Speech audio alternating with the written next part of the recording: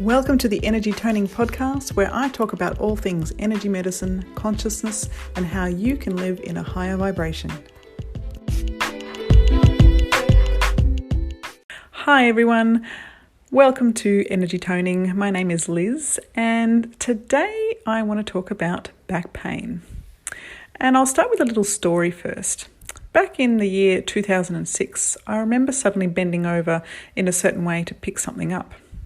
And my lower back suddenly twinged. This was the beginning of a long journey to try and understand how to fix a chronic back problem.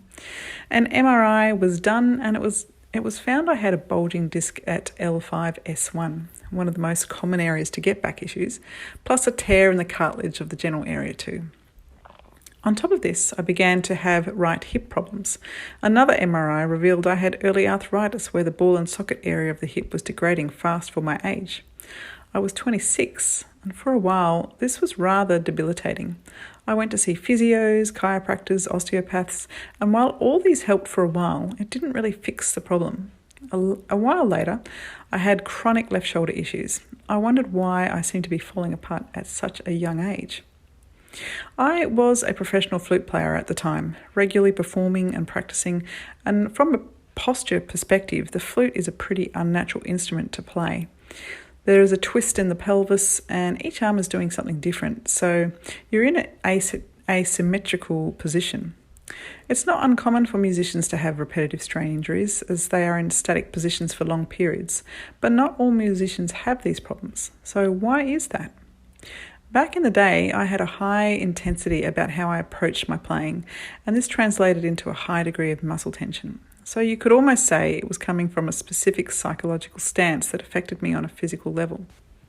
I struggled to regulate when I needed to step up and when I needed to take a break, so I was lacking balance. After years of pain and even a year off from playing, Bikram yoga came into my life.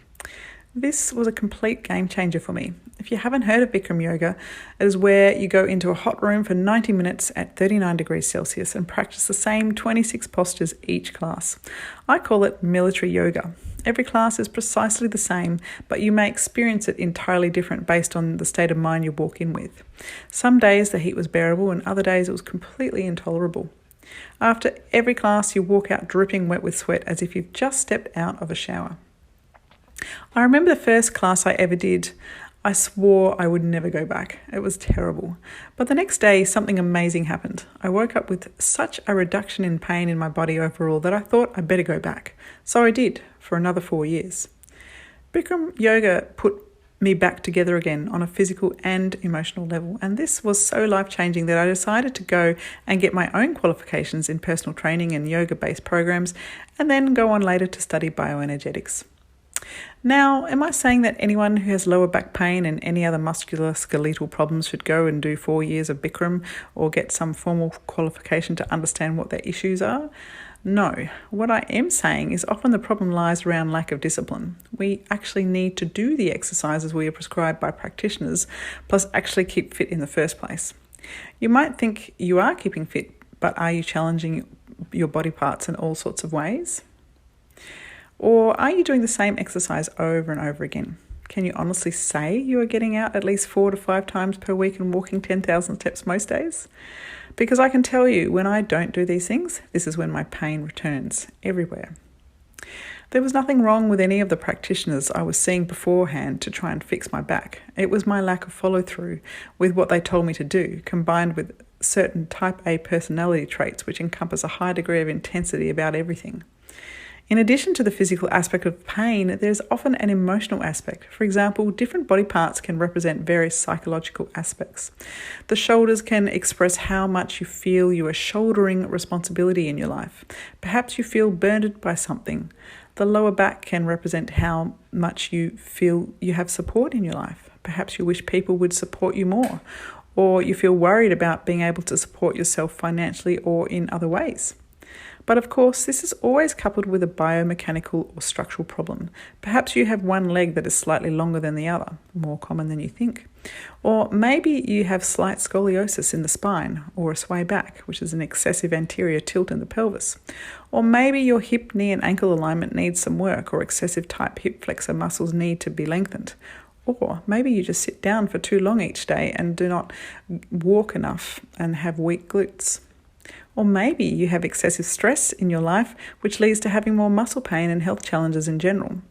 Daily meditation can help with this. There are multiple reasons as to why you might have low back pain. However, with the right dedication and follow through with what your physical therapists tell you, most people can overcome their back pain.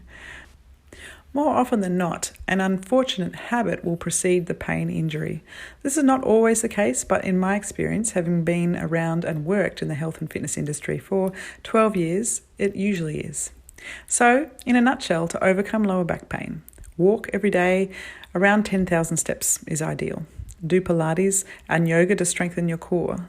See someone that's qualified. My physical therapist of choice would be an osteopath. Follow through with the exercises a physical therapist gives you. Most people do not. Strengthen the glutes with squats and lunges. Stretch the hip flexors. Contemplate what emotional aspects might be going on and how it could relate to your pain. And just take practical steps to alleviate. You may also want to look deeper and work with a bioenergetic practitioner. Bioenergetic practitioners work with sound and frequency and the electromagnetic spectrum and help you examine your emotional life.